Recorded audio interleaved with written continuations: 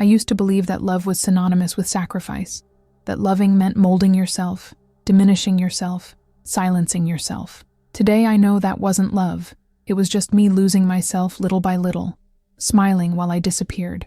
My name is Hana, and this is the story of how I died while alive next to someone who swore they loved me, and how I was reborn the moment I decided that I myself was enough. Before I continue, I need to ask you something. And it's not just a request, it's almost a heartfelt plea. If you've ever felt this kind of pain, if you've ever doubted yourself because of someone who should have made you feel safe, please like this video and subscribe to the channel. Turn on notifications, because I want you to know, every single day, that you're not alone. I want more people to understand that rebuilding your own life after being destroyed isn't weakness. It's the greatest proof of strength that exists. Tell me in the comments, where are you watching from? Have you been through something similar? Let's talk like true friends, because sometimes healing begins when we share the weight we've been carrying alone for so long. The first time I saw Minho, it was raining. Not that fine romantic rain from the movies, but a real storm. The kind that comes with thunder that makes windows rattle and lightning that cuts across the sky like temporary scars. It was the type of rain that forces you to run for shelter, that leaves you soaked in seconds, that completely ruins whatever plans you had for the day. I was coming back from work. I had just lost an important client, a big project I'd worked on for weeks that ultimately chose another designer. My confidence was shattered. My portfolio seemed mediocre to my own eyes. And then came that storm, as if the universe was reflecting exactly how I felt inside. I ran to the first open door I saw, a small coffee shop, one of those that goes unnoticed among the flashier stores on the street. The smell hit me as soon as I entered. Roasted coffee mixed with cinnamon, fresh bread, and that comforting aroma of a warm, safe place. The walls were exposed brick. There were plants hanging in the corners, and a soft amber light made the entire environment look like an impressionist painting. And then I saw him. He was sitting near the window at a small wooden table worn by time. He had a book in his hands. I could see it was 100 Years of Solitude, one of my favorites. He was wearing a gray sweater that looked soft, comfortable, the kind you want to wear on difficult days. And when he looked up from his book and saw me there, standing in the doorway, dripping water on the floor, surely looking like a walking disaster, he smiled. It wasn't a smile of pity. It wasn't a smile of morbid curiosity like some people look at those in embarrassing situations. It was a genuine, warm smile, as if he had been waiting exactly for me, at that moment, in that state, in that place. I know how this sounds. It seems like a soap opera scene. It seems exaggerated. It seems like those stories you hear and think, this doesn't happen in real life. Nobody falls in love like that. But it happened. And perhaps it was exactly because it seemed so perfect, so synchronized, so cinematic, that I didn't notice the signs that would come later. Because when something seems too good to be true, it usually is. But we don't want to believe that when it's happening to us. We want to believe we deserve the fairy tale. I stood there for a few seconds, not knowing what to do. Should I order a coffee? Should I dry my face first? Should I simply sit in a corner and pretend I wasn't dying of embarrassment? That's when he stood up and came to me, carrying a paper napkin. "For your face," he said, extending the napkin with a gentle smile. His voice was deep, calm, the kind that makes you pay attention to every word. "Did the storm catch you off guard?" "Completely," I replied, accepting the napkin and trying to dry the makeup that I was sure was all smudged. Runny mascara, melted foundation, hair stuck to my forehead and cheeks. I was literally at my worst possible visual moment. I left home and it was sunny. Who could have imagined? "The weather has a sense of humor sometimes," he said, and there was something in the way he spoke, as if each sentence was carefully chosen, as if he really thought before saying anything. But you know what I think? I think the best stories begin exactly like this, with unexpected events, with plans that go wrong, with storms that force you to stop where you hadn't planned to stop. I looked at him, really looked. He had dark brown eyes, almost black, that seemed to see beyond the surface of things. He had that kind of face that wasn't conventionally handsome, but had character, expression, depth, and the way he looked at me, not at my soaked clothes or smudged makeup, but directly into my eyes. as if he were reading something written on my soul. "I'm Minho," he said, extending his hand. "Hana," I replied, shaking his hand. It was warm, firm, and lasted a second longer than a normal greeting would last, enough to make my heart race a little. "Pleasure to meet you, Hana. Want to sit?" I was reading alone, but it would be much nicer to talk with someone who was caught by surprise by the same storm I was watching through the window. And that's how it began. We sat at that small table by the window, watching the rain fall outside, while inside it was warm and safe. He ordered 2 coffees without even asking what I wanted. And somehow, he got it completely right. Coffee with milk, no sugar, exactly how I liked it. "How did you know?" I asked, surprised. He shrugged with a mysterious smile. "Intuition, or luck, or maybe we're just more alike than we imagine." We talked for hours, about books, about music, about those small things that make life worthwhile, but that people rarely stop to truly discuss. He told me he worked in digital marketing, but what he really loved was photography. I told him about my work as a designer, about how I had just lost a project, but still believed that making art was worthwhile, even when it was difficult. "You have a smile that calms," he said at one point, while I was trying not to seem as embarrassed as I was feeling for enjoying that conversation so much. Seriously, in such a noisy world, so chaotic, so full of people screaming to be heard, you seem to be the only quiet and safe place. That's rare. No one had ever said anything like that to me. I had always been the fun friend, the creative one, the one who made everyone laugh, but quiet, calm, safe. Those words hit me in a way I didn't expect. I fell in love at that exact moment, not because of what he said, although the words were beautiful, but because of the feeling of finally being seen, of being recognized, of being valued not for what I did or how I looked, but for who I was at my essence. I had spent my entire life feeling like I was too much or too little, too much emotion, too little practicality, too much of a dreamer, too little realistic, too sensitive, not strong enough, never quite right for anyone, always needing to adjust, to mold myself, to adapt. And there was someone who seemed to accept me completely, without judgments, without reservations, without asking me to be different, or at least that's what I wanted to believe. That's what I needed to believe at that moment in my life. When the rain stopped and it was time to leave, he asked for my number, not with arrogance, not with presumptuous expectation, but with a genuine vulnerability that disarmed me. "I would love to continue this conversation another day," he said. "If you want, of course. No pressure, but I feel it would be a mistake to let you leave here and never see you again." I gave him my number, and when I got home that night, still soaked but strangely happy, there was a message from him waiting. "Thank you for the best afternoon I've had in months. Sleep well, Hana. I hope your dreams are as beautiful as your smile." I fell asleep smiling for the first time in weeks. Little did I know that would be one of the last times I would truly sleep peacefully for a very, very long time. The first few months were magical. I have no better word to describe it. It was like living inside those movies you watch and think, "Oh, but that's just cinema. Real life isn't like that." But it was, or at least it seemed to be. Minho was attentive in a way I had never experienced before. Not in a suffocating or exaggerated way, but naturally caring, as if taking care of me was the most natural thing in the world for him. He called me every day, no matter how busy he was. Sometimes it was just for 5 minutes between one meeting and another, just to say hi and know how my morning had been. Other times, we talked for hours, about everything and nothing, from deep philosophies about life to heated discussions about which was the best ice cream flavor. He texted me in the morning, not those generic good morning messages that everyone sends, but specific personal messages. "I dreamed about you today. We were in a giant bookstore and you were showing me your favorite books. It was one of the happiest dreams I've ever had." Or, "I woke up thinking about that story you told me yesterday about your grandmother. You're lucky to have memories like that. So full of love." He remembered things.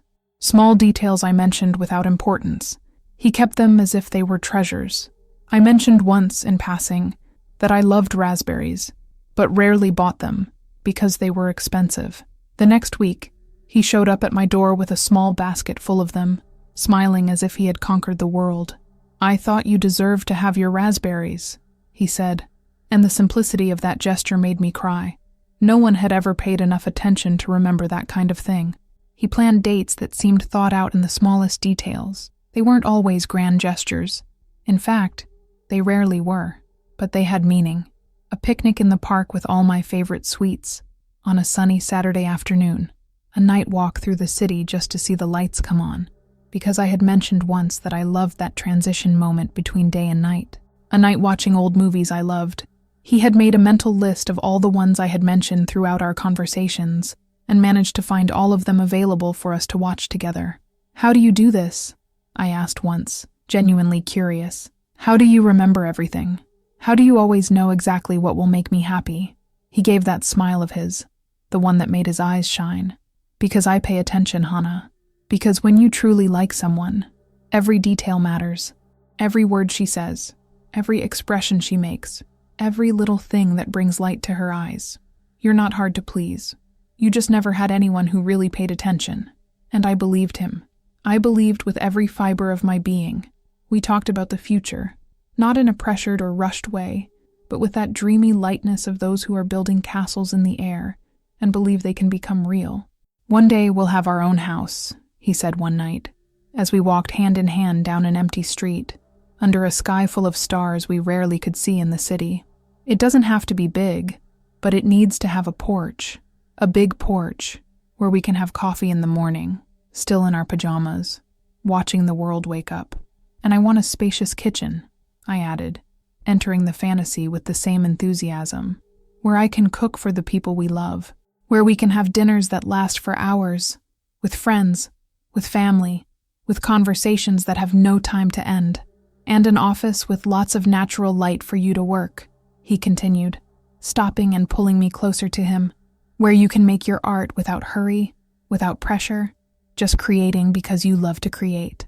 And a garden," I said, resting my head on his chest, listening to his heartbeat, small, but full of life, with flowers, with herbs we can use for cooking, with a quiet place to sit and read. "And we'll definitely have a dog," he stated, and I could hear the smile in his voice without needing to look. "A mutt, one of those that nobody wants because they're too old, or too ugly, or too problematic. We'll give them a new chance, just as life is giving us a new chance to be happy together." Those words broke me in the best possible ways, because I also felt like that sometimes, like that dog nobody wanted. Too old to dream, at 28 really, too problematic with my insecurities, too different to fit perfectly anywhere. And there was someone saying they wanted me exactly like that, not despite my imperfections, but including them, celebrating them. I cried that night. I cried from happiness, from relief, from gratitude so deep it hurt from being so intense. I had finally found someone who understood me, someone who wanted to build with me, someone who made me believe I deserved to be loved like this, completely, intensely, forever. He introduced me to his friends, dinners, bars, casual parties. At first I was nervous. I always was in social situations with new people, but he would hold my hand under the table, squeeze it lightly when he noticed I was uncomfortable, include me in conversations in ways that made me feel part of the group. "Hana is a graphic designer," he would say with genuine pride in his voice. "Freelancer, doing what she loves. She has incredible talent. You guys should see her work." And that made me smile, made me feel valued not just as a girlfriend, but as a professional, as a person, as an individual, with my own worth. I introduced him to my friends. Clara loved him instantly. "Hana, this one's good," she said, when he stepped away for a moment to take a call. "Don't let him get away. He's different from all the other guys you've dated." "I know," I replied, feeling my heart fill with a peaceful certainty. "I think he's the one, Clara. I think it's him." She squeezed my hand, smiling with that genuine happiness that only a true friend has when they see you happy. "That's great, friend. That's really great. You deserve this. You always did." We traveled together for the first time, a weekend trip to the countryside, to a small inn surrounded by mountains and nature. It was magical. We woke up early just to see the sunrise, went on hikes, talked for hours sitting on the inn's porch, simply existing next to each other without pressure to be or do anything other than be present. One night, Lying in bed after a full day of walking, he turned to me with a serious expression that caught me by surprise. "Hana, I need to tell you something." My heart raced. The seriousness in his tone scared me. "What? Did something happen?" No, nothing bad." He took my hand, intertwined his fingers with mine. "It's just that I'm not usually one for this kind of thing. I'm not one for grand declarations or beautiful words. But you make me want to be. You make me want to be better at expressing what I feel." I breathed with relief, but still curious about where he was going. "I love you, Hana. Completely. In a way I've never loved anyone before. And I know it's early, that we've only been together for a few months, but I can't keep this in. I need you to know that, for me, this isn't temporary. You're not temporary. You're the kind of person we spend our whole lives looking for without knowing, and when we finally find them, we recognize them immediately." Tears streamed down my face before I could control them. They weren't tears of sadness, but of that happiness so intense the body doesn't know how to process it any other way. "I love you too," I whispered, my voice failing from emotion. So much it sometimes scares me.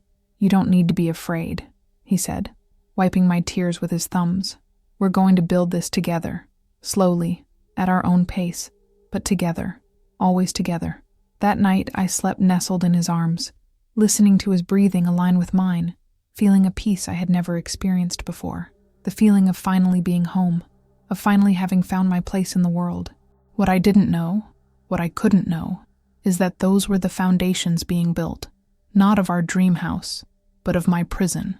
The foundations of that dream were being erected on quicksand, and the more I gave myself, the heavier I became, the deeper I sank. But it would still be a few months before I began to feel the ground disappearing beneath my feet. For now, I floated, blinded by the light of what I thought was true love, unable to see the shadows that were already beginning to form at the edges. The changes didn't come all at once. It wasn't like waking up one day and discovering I was living with a stranger, with someone completely different from the person I had met. It was more subtle than that. It was like watching color fade from a photograph so slowly, so gradually, that you don't even notice until everything is in black and white, and you look back trying to remember exactly when the vibrant yellow became gray.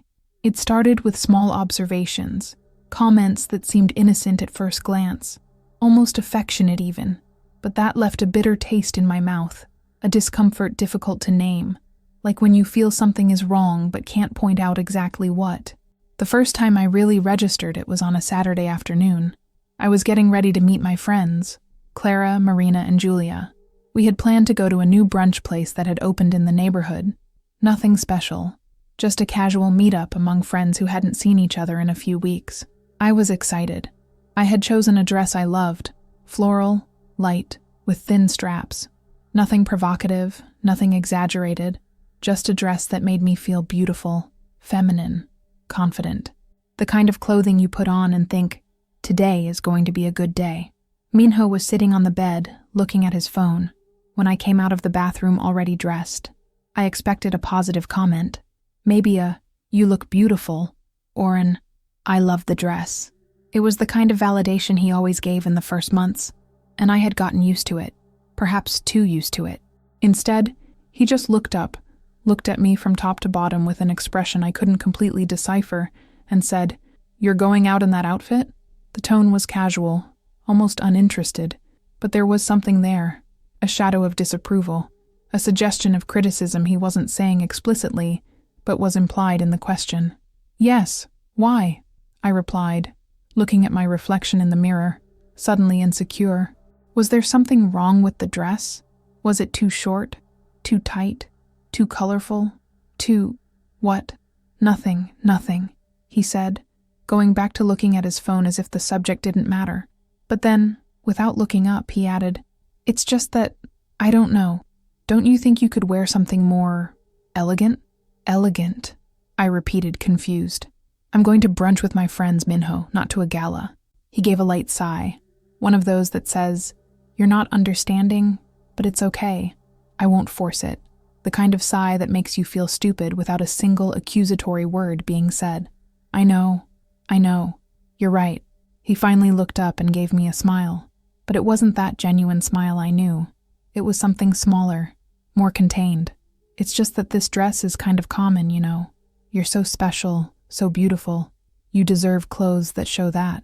That make people see how incredible you are. This dress, anyone wears a dress like that. Anyone. Those two words kept echoing in my head as I looked at my reflection with different eyes. The dress that 5 minutes ago made me feel beautiful now seemed cheap, common, inadequate. I seemed common, ordinary, anyone. I changed clothes. I put on a basic white blouse and a black midi skirt. Elegant, as he had suggested. When I came back from the closet, he smiled and said, "That's better. Much better. You look wonderful when you dress appropriately." Appropriately. As if everything I chose before, all the clothes I thought represented me, were inappropriate, improper, wrong. At the time, I thought he was just trying to help me look better, that he saw something in me that I didn't see, and was guiding me so I could reach my best potential. Today I know that was the first brick being removed from the construction of my self-esteem, the first of many. Then came the comments about my work. I was a freelance graphic designer. I had started about 3 years ago, after getting tired of the corporate environment that suffocated me. I didn't earn much, didn't have the stability of a fixed salary, but I loved what I did. I loved the freedom to create, to work on my own schedule, to choose the projects that inspired me. It was work that made sense for who I was, or at least for who I thought I was. "Have you ever thought about looking for something more stable?" Minho asked casually one day, while we were having dinner at my apartment. He was eating the lasagna I had spent all afternoon making, and which, of course, he had commented, tastes good, but could use a bit more salt. "What do you mean more stable?" I asked, bringing a forkful of salad to my mouth. "You know, a real job, with a fixed salary, benefits, health insurance. This freelancer thing is very uncertain, Hana. 1 month you earn well, another month you barely have anything to do. Don't you think you're past the age to live with uncertainties?" Past the age. Those 3 words hurt more than I wanted to admit, as if at 28 I was already late, past the deadline, behind in relation to where I should be in life, as if there was an invisible timeline that everyone followed, and I had fallen behind for being irresponsible, for being too much of a dreamer, for not having grown up in time. "I like what I do," I defended, but my voice came out less convinced than I intended. "And it's not that uncertain. I have regular clients, recurring projects. Of course, he agreed with that condescending tone of someone talking to a child who doesn't understand the things of the real world. "I'm not saying you're not good at what you do. You're talented, that's obvious. It's just that talent doesn't pay the bills, Hana. And if you want to have a stable life in the future, if we want to build something together, you need to be more realistic about your choices." The sentence hung in the air between us. If we want to build something together. He was linking my career choice to the viability of our relationship. He was saying, without saying explicitly, that I needed to change to be worthy of the future he had planned for us. I started doubting my choices. That conversation planted a seed of insecurity that grew quickly, taking over my thoughts. Was I being irresponsible?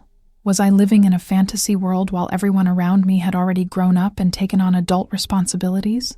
Was Minho right, and I was just too blind, too deluded, too childish to see reality? I started looking for job openings, not because I wanted to, but because I thought I should. I sent resumes to design companies, to marketing departments, to anywhere that offered the stability that Minho valued so much. I didn't receive any positive responses, and part of me was secretly relieved, although another part felt like a failure. Not as an irresponsible freelancer was I good enough, nor as a candidate for a serious job was I qualified. I was stuck in limbo, not being enough for either side. And then came the comments about my ideas. I had a project I was developing, something personal, something that genuinely excited me. A series of illustrations about women who had inspired me throughout my life. Historical women, contemporary women, fictional women, each accompanied by a phrase, a quote, something that captured their essence. I had spent weeks working on the first sketches. I was proud of the result. And naively, with that childlike excitement of showing the drawing they made to their parents expecting approval, I showed Minho. He looked at the drawings for a prolonged time, without saying anything, just observing. The silence became uncomfortable. I waited for a comment, any comment, positive or negative, but something. Finally, he sighed, in that way of someone who is about to say something difficult but necessary, in that way of someone who is going to give you a hard truth out of affection. Hana, dear, he paused, choosing his words. This is cute. It really is. But you have to be more realistic about your expectations. What do you mean? I asked, already feeling my enthusiasm wilt. The art world is extremely competitive. Extremely. There are thousands, millions of artists trying to stand out. Do you really think you have a chance against people who studied their whole lives for this, who went to renowned art schools, who have contacts in the industry, resources, networking? You got a design degree from a regular college, work at home in your spare time? He paused, letting the words sink in. I just don't want you to get hurt when you realize this isn't going anywhere, that you're wasting time on something that has no future. He said this while stroking my hair, as if he were comforting me from a loss that hadn't yet happened, as if he already knew I was going to fail, and was just preparing me in advance for the inevitable failure. But you haven't even seen the complete project yet. I tried to argue, my voice thin, almost disappearing. I still have much more to develop, and maybe nothing, Hana, he interrupted, now firmer. Look, I love you, and that's why I need to be honest with you. You have real talents. You could use these skills to get a stable job, to build a solid career, but you insist on pursuing these dreams that are beautiful, yes, but aren't practical. They won't take you anywhere. I put the drawings away in a drawer. I never showed them to anyone again. I never worked on them again. Whenever I looked at that drawer, I felt a mixture of shame and sadness.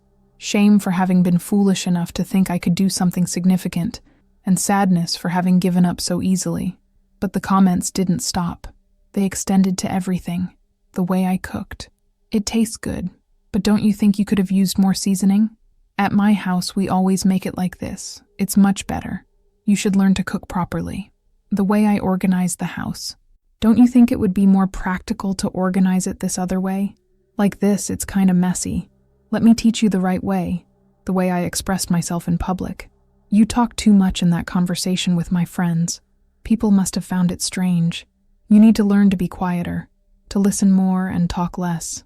It's more elegant that way, the way I drove. No, not this street. For God's sake, Hana, why don't you ever listen to me? I told you to turn at the other one.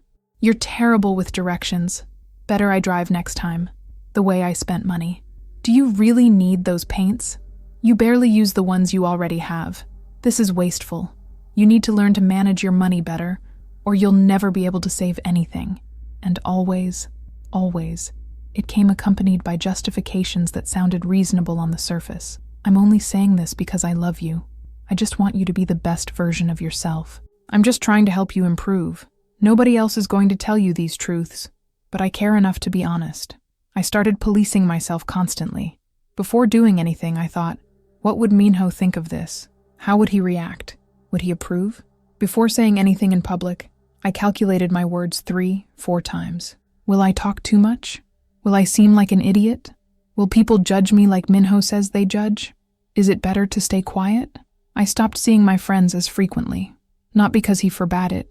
He never forbade anything directly. He was too smart for that.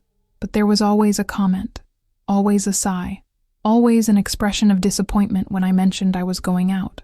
Oh, you're going out again? He would say in that neutral tone that wasn't neutral at all. That's fine.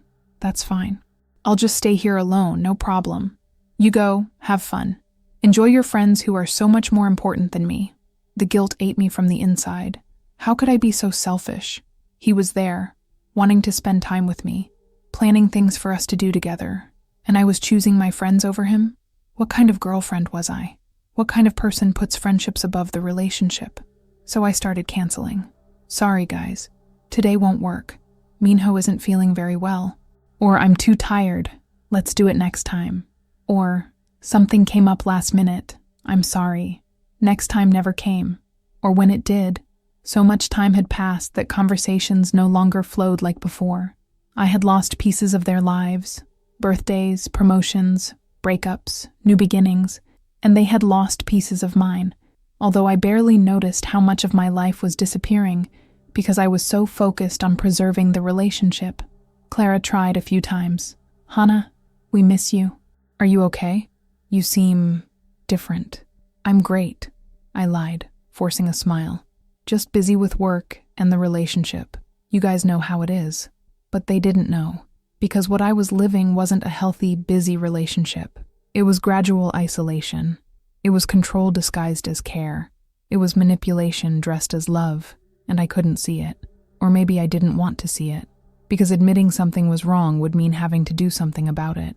And I still wasn't ready to accept that the man I loved, the man I was planning my future with, was systematically destroying me. The following months were like watching a sculpture being eroded by water. Drop by drop, day after day, pieces of me were being carried away. There was a moment when I looked in the mirror and didn't recognize myself. It wasn't just the physical appearance. Although I had lost weight, had deep dark circles and permanent tiredness in my eyes, it was something deeper. It was as if the person I used to be had been erased, and in her place there was just a shadow trying to please, trying to be enough, trying to be loved. I had become small. My voice had diminished. My opinions had disappeared. My dreams had been filed away in a dusty drawer. Along with those drawings I never took out to see daylight again. Minho had become the center of my life. Everything revolved around what he thought, what he wanted, what he approved of. I had become a moon orbiting a planet that didn't even recognize my existence, except when it was convenient. The fights began, or rather, his monologues began, because I no longer had the courage to defend myself. Anything I said was rebutted with arguments so elaborate that I ended up doubting my own sanity. "You're being too sensitive," he would say when I tried to express that something hurt me. "You're interpreting everything wrong." I never said that. "You're making things up in your head." I started questioning my own memory, my own perception of reality. Was I going crazy? Was it all in my head? Was the problem me? Had it always been me? But that night, everything would change. And I still didn't know that that humiliation would be the beginning of my strength. It was a dinner with some of his friends, people from work I had met a few times, but with whom I had never created intimacy. I was nervous, as I always was in social situations. I had spent hours getting ready, choosing an outfit I hoped Minho would approve of, mentally practicing safe conversations that wouldn't make me look like an idiot. The evening was going well. I had stayed quiet most of the time, just smiling and agreeing when necessary. But at one point, the conversation turned to Minho's work, and without thinking much, without any malice, I made a comment. "Oh, but in last month's project you had some difficulties with the client, didn't you?" I said this naturally, just complimenting the conversation, without realizing what I was about to unleash. The silence that followed was dense. I felt the air change temperature. Then Minho laughed, but it wasn't a laugh of joy. It was a sharp, cutting laugh, one of those that makes you shrink even without understanding exactly why. "She doesn't know anything about this," he said, still laughing, while looking at his friends with an expression of complicity, as if they were all sharing an inside joke. "She only knows how to spend money. She doesn't understand anything about work." Everyone laughed. It was as if they had been given permission to laugh at me, and they accepted eagerly. I forced a smile, trying to seem like I also found it funny, trying not to let anyone notice that inside I was shattering. My face burned. My hands trembled under the table. I wanted to disappear, to dissolve into thin air, to cease to exist there in that moment. The dinner continued, but I was no longer present. My body was there, smiling mechanically, nodding at the right moments, but my mind was far away, repeating those words infinitely. "She only knows how to spend money." We went home in silence. I was waiting for an apology, waiting for him to realize he had hurt me, waiting for the man I met in that coffee shop over a year ago to come back and say it had been a mistake, but the apology never came. The next day, I went to the supermarket. I tried to pay for groceries and my card was declined. I felt my blood freeze. I tried again. Declined. The line behind me started to get impatient. The shame suffocated me as I mumbled apologies and left the market empty-handed. When I got home, my hands still shaking, I confronted Minho. My card was declined. What happened? He didn't even look up from his phone. He kept typing, as if my question was irrelevant. I canceled it, he said with frightening calm. You canceled it? What do you mean you canceled it? It was my card, Minho. Finally, he looked at me, and in that look, for the first time, I saw something that made me feel real fear. You don't need it anymore, he said slowly, as if explaining something obvious to a child. I'm going to take care of finances from now on. It's better this way. You have no control with money, Hana. I'm doing you a favor. And then he laughed. That same laugh from the night before. That laugh that had no warmth, no humanity. It was just cruelty disguised as sound. You're going to thank me for this, he continued, going back to looking at his phone. One day you'll understand that I always knew what was best for you. I stood there, in the middle of the living room, feeling the floor disappear beneath my feet. Everything started making sense in a terrible and absurd way. The criticisms, the isolation, the way he had systematically destroyed my confidence. Everything had been premeditated. Everything had been to get to that point, to make me completely dependent on him. I had become a prisoner of the person who swore to love me. I couldn't sleep that night. I lay there looking at the ceiling, listening to Minho's breathing beside me, calm, peaceful, as if nothing had happened, as if he hadn't just taken away all and any control over my own life. I cried silently, biting the pillow to muffle the sobs, because I didn't want to wake him, because even after everything I was still afraid of his reaction, afraid of making the situation worse, afraid of discovering things could get even worse. The following days were hazy. I moved through the house like a ghost. I barely ate, not just because I had no way to buy food, but because my stomach was knotted in a ball of permanent anxiety. I barely spoke. I just existed, if that could be called existing. I looked in the mirror and didn't recognize the woman staring back at me. Where was that girl who drew with passion, who laughed loudly, who dreamed of exhibitions and books, who believed she could conquer the world? She had disappeared. And in her place, there was just an empty shell, a puppet whose strings were in the hands of someone who used love as a synonym for control. I started having dark thoughts, thoughts that scared me, but that I couldn't push away. Would my life always be like this? Did I deserve this? If I disappeared, would anyone miss me? I found myself staring out the window for hours, imagining what it would be like to be different, what it would be like to be free, what it would be like not to have to measure every word, every action, every breath. My pillow was always damp. I cried every night, silently, while he slept beside me without the slightest worry, and every morning I woke up more tired than when I had laid down, carrying the weight of pain I didn't know how to name. But something happened, something small, almost insignificant, but that changed everything. It was a rainy afternoon. Funny how rain was always present in the decisive moments of my story. I was sitting on the living room floor, leaning against the wall, when my phone vibrated. It was a message from Clara, my best friend from college, with whom I had lost contact in recent months. Hana, I don't know what's going on, but I miss you. Are you okay? Let's meet? I read and reread that message several times. It was so simple, so sincere. And suddenly, for the first time in months, I felt something different from the constant numbness. I felt anger. Anger at having allowed myself to reach that point. Anger at having believed it was normal to be treated that way. Anger at having forgotten that there were people in the world who cared about me truly, not to control me, but to see me happy. I didn't respond immediately, but that message planted a seed of possibility, of alternative, of hope that maybe, just maybe, I didn't have to live like this forever. I started paying more attention to his comments, to his looks, to his manipulations, as if I were watching a movie of my own life and could finally see with clarity what was happening. I noticed patterns, the way he always criticized me before important events, to leave me insecure, the way he isolated people around me, making it seem like they didn't care about me, the way he alternated between cruelty and calculated affection, keeping me always off balance, always doubting, always hoping the good version of him would return. And I realized that wasn't love.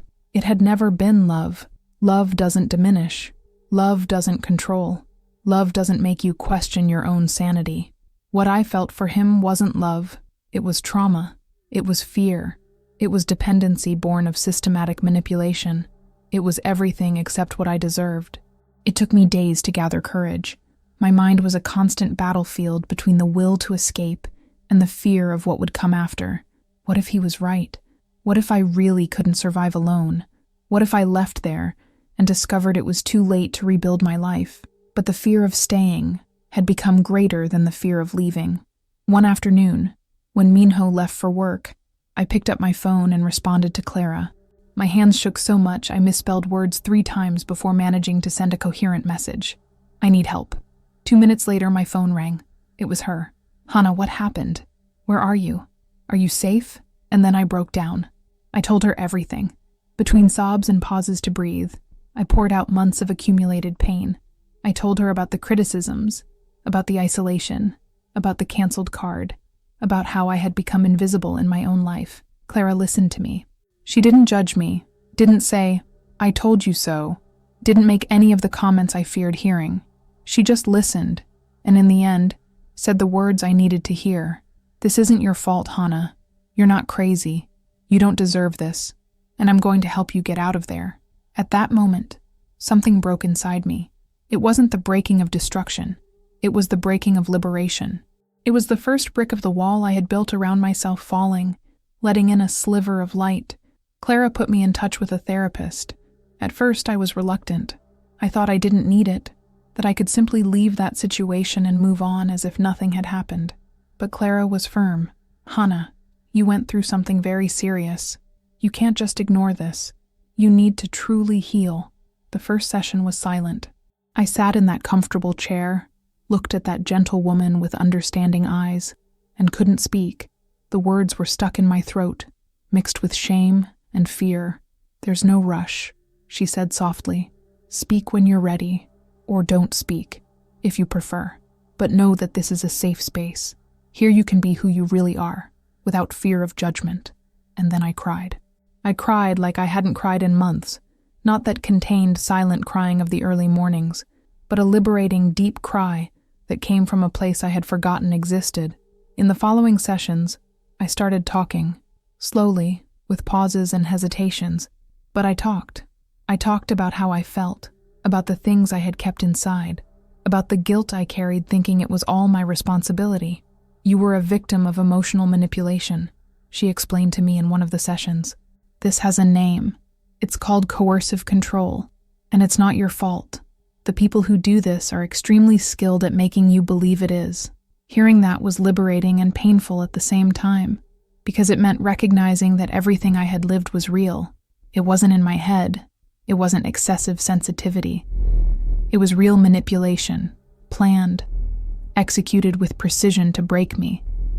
But it also meant I could heal, that there was hope, that I wasn't condemned to be that diminished version of myself forever. Healing didn't come all at once. It wasn't like waking up one day and being completely fine. It was a slow, gradual, painful process. It was like learning to walk again after having broken bones. I started small, with things so simple they seemed ridiculous, but that for me were monumental. I cooked a meal I liked, not what Minho liked, not what he would approve of, something I wanted to eat.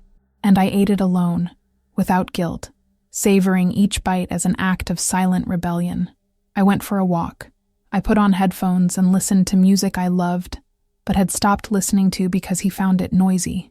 I let the wind mess up my hair, and for the first time in a long time, I smiled for no apparent reason, just because I was alive, because I was breathing, because I was free. I called friends I had abandoned. I apologized. I explained what I could explain. Some understood, some didn't, and that was okay. I was learning I couldn't control how others reacted. I could only control my own actions. I started writing, pages and pages of everything I had felt, everything I had kept inside. Not to publish, not to show anyone, just to take it out of me and put it on paper, where I could look at it with distance and understand it was real. It had happened, but it didn't define me, and slowly, very slowly, I started making more difficult decisions. It took months until I gathered courage to do what needed to be done. Months of therapy, of rebuilding, of remembering who I was before I lost myself. But the day came when I knew I was ready. I needed to leave that house, that relationship, that life that was no longer mine. Clara helped me find a small apartment. Tiny, actually. A studio with a window facing a tree, and a space so limited it barely fit a bed and a small kitchen. But it was mine. It was a place where no one would diminish me, control me, make me feel small.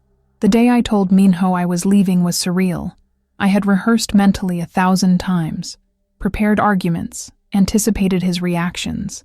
But when the moment came, I didn't need any elaborate explanation.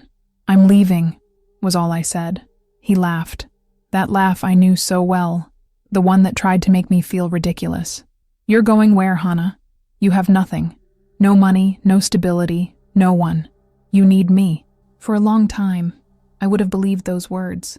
I would have shrunk, apologized, backed down. But not that day.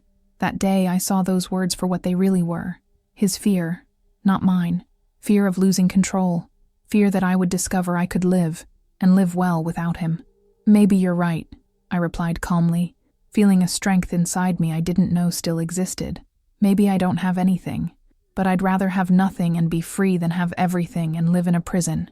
I saw something change in his face. Confusion, anger, a flash of something that could have been fear, but it didn't matter anymore. Nothing he felt or said mattered anymore. I took my things, which were few because I had really lost a lot in the process of losing myself, and left that house for the last time. And when I closed that door behind me, I felt something I hadn't felt in a long time. Lightness. The first months alone were difficult. I won't lie and say it was easy, that I simply moved forward without looking back. There were nights when I questioned my decision. Nights when loneliness weighed so much I considered going back. Nights when I looked at that tiny apartment and wondered if I had made the right choice. But every time those thoughts came, I remembered one thing. Loneliness and being alone are not the same thing. I had felt deeply lonely when I was with Minho. Lonely in a way that corrodes the soul, because you're next to someone but you're not seen, not heard, not valued. It's a loneliness worse than any physical isolation. But now, even though I was physically alone, I didn't feel lonely, because for the first time in a long time, I had the company of the most important person, myself. I started doing small things that made me happy. I decorated my apartment the way I always wanted. Plants everywhere. An entire wall covered with my old and new drawings. Colors that made me happy instead of neutral and elegant tones that had never been my choice. I went back to drawing. At first, my hands trembled. I had spent so much time hearing I wasn't good enough that I had forgotten that creating art was never about being perfect. It was about expressing what was inside me. I created a new series. Women Who Were Reborn, I called it. They were portraits of women in different phases of reconstruction. Some still with tears, some with visible scars, some smiling with a strength that only those who have been through breaking know. And I posted it online, without expectations, without pretensions, just putting into the world something that was genuinely mine. The response was something I could never have predicted. Hundreds, then thousands of people started seeing my drawings. Women sharing their own stories, thanking me for putting into images what they felt but couldn't verbalize. Men sending messages saying my work helped them understand what their mothers, sisters, partners had been through. I had found my voice, and it echoed louder than I imagined possible. But while my life flourished, something was happening behind the scenes that I would only discover weeks later.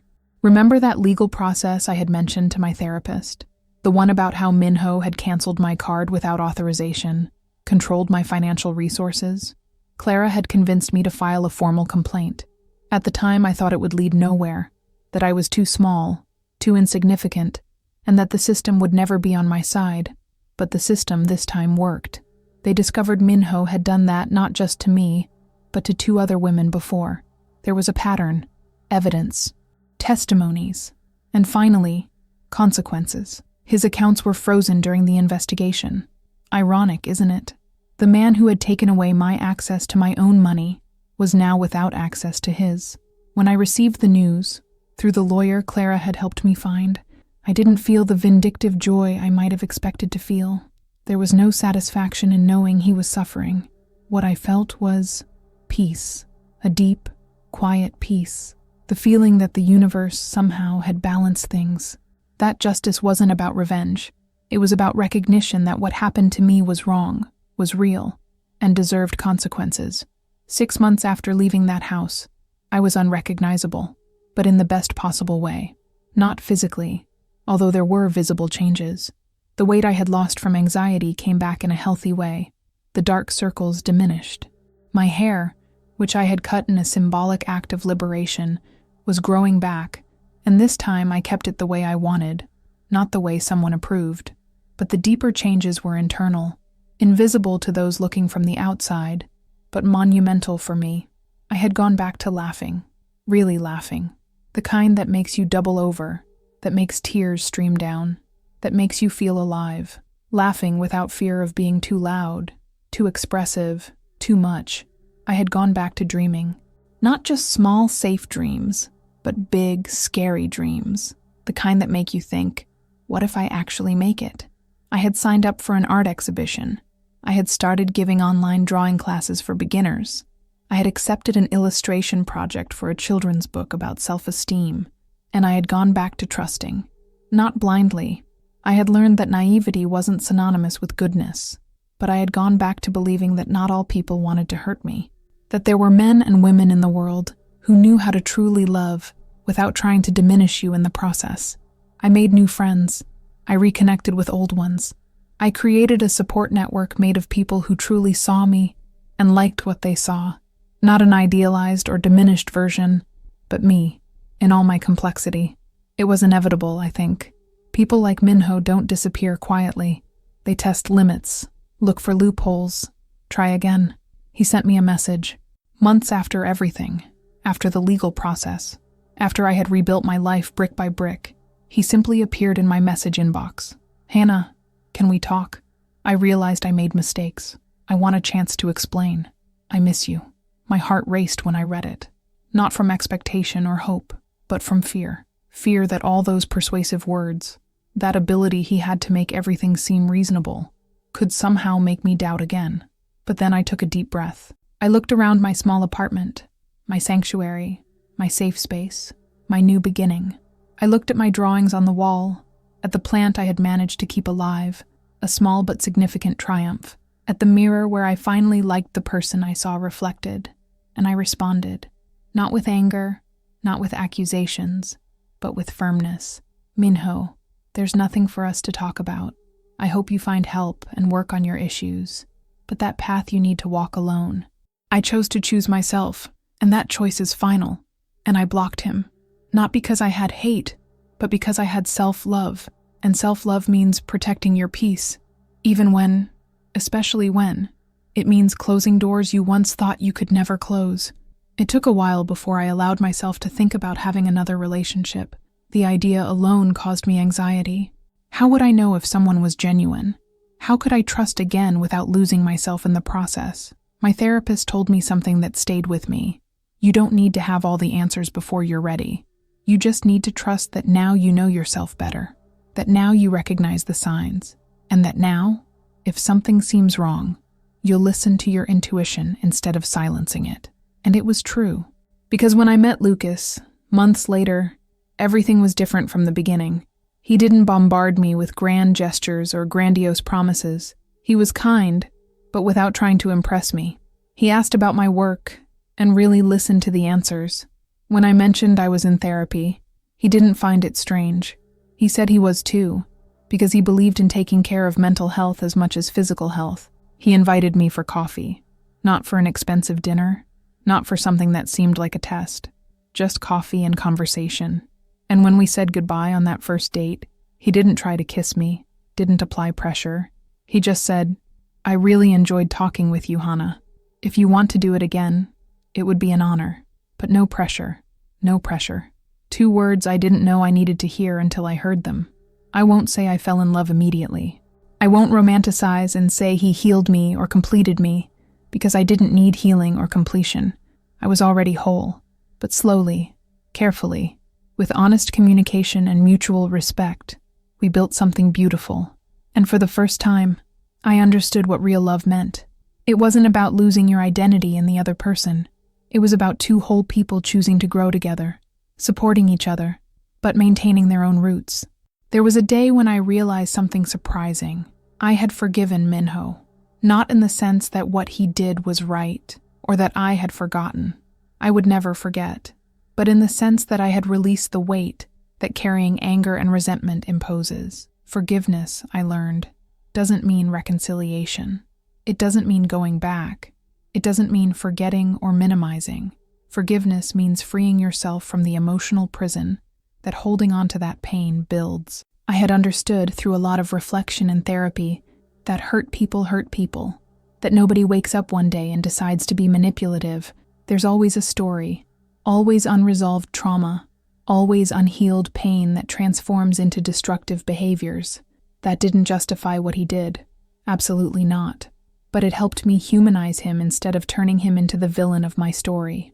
Because when you turn someone into a villain, you give them power over you. You make them the center of your narrative, and he didn't deserve that place. My story wasn't about what Minho did to me.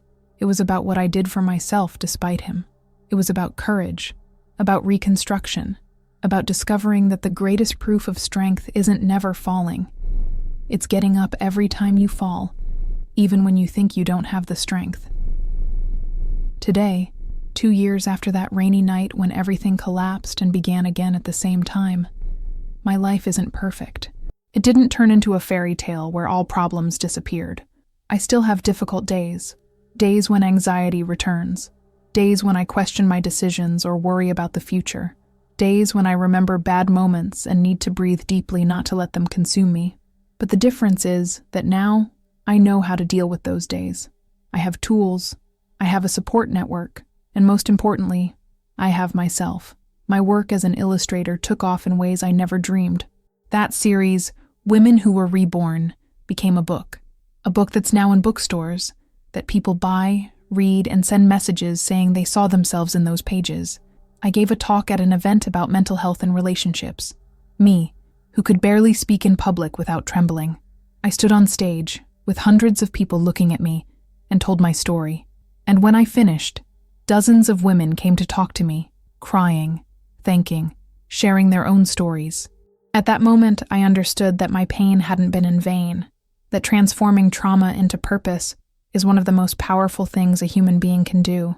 My small apartment became a home, a real home, full of plants, art, books, beautiful memories. A home where I wake up every morning and thank God for the peace I finally conquered. Lucas and I have been together for a year. We don't live together yet. We're taking it slow, building carefully, with communication, with respect. And it's been beautiful.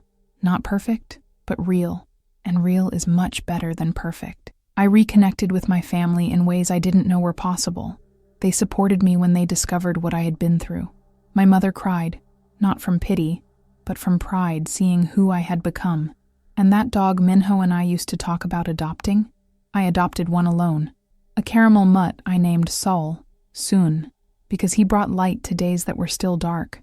He sleeps at my feet every night, and his presence is a constant reminder that commitments should be made with those who truly matter, including myself. Sometimes, on quiet afternoons, when I'm drawing on my porch, yes, I got that dream porch, even if small, I think about how life works in mysterious ways. I think about how that storm that took me to that coffee shop seemed like the beginning of a fairy tale, but was actually the prologue to a much more important journey, the journey back to myself. And I think about how grateful I am. Grateful for the pain that taught me about strength. Grateful for the breaking that taught me about reconstruction. Grateful for the loss that taught me about what really matters. If you've made it this far, thank you. Thank you for listening to me, for witnessing my story, for dedicating your time to understand that pain and healing are real, important, and universal processes. But more importantly, if any part of this story resonated with you, if you saw yourself in me, if you're living through something similar now, I need to tell you some things. It's not your fault. No matter what they told you, how many times they made you believe you were the problem, it's not your fault. You're not crazy. Your perception is valid. Your feelings are valid. If something seems wrong, it probably is. You're not alone. Millions of people have been through this, and millions of people came out the other side stronger, wiser, more whole. You're stronger than you imagine, even when you feel weak, even when you think you won't make it. You have reserves of strength inside you that you haven't discovered yet. You deserve real love. Love that doesn't hurt, doesn't control, doesn't diminish. Love that makes you grow, that respects your boundaries, that celebrates who you are. And the most important person who can give you that love is yourself. Choose yourself, every day, in every decision, big or small. Choose your peace, choose your voice, choose your freedom. Because in the end, when everything else disappears, you'll always have yourself. And discovering that you're enough, exactly as you are, is the greatest gift you can give yourself. I don't regret having met Minho, because without that pain, without that breaking, I might never have discovered the strength that always lived in me. Sometimes losing someone is the first step to finding yourself again, and that's exactly what happened to me. I lost myself. I broke. I almost disappeared. But then I chose myself. I rebuilt myself. I found myself again. And today, I'm whole. I'm strong. I'm free. And you can be too. If this story touched your heart in any way, leave a heart emoji in the comments. Share it with someone you think needs to hear these words. And subscribe to the channel for more real stories like this. Stories of pain, but also of hope. Stories of breaking, but also of reconstruction. And always remember, you don't need anyone's approval to feel sufficient. You already are. You always were. You always will be. Exactly the way you are. The greatest revenge against those who tried to destroy you isn't their suffering. It's your happiness. It's you living fully, loving deeply, smiling genuinely. It's you proving, mainly to yourself, that you didn't just survive. You flourished. And flourishing after almost having died is the kind of miracle that only those who lived it can truly understand. You are that miracle. Don't forget that.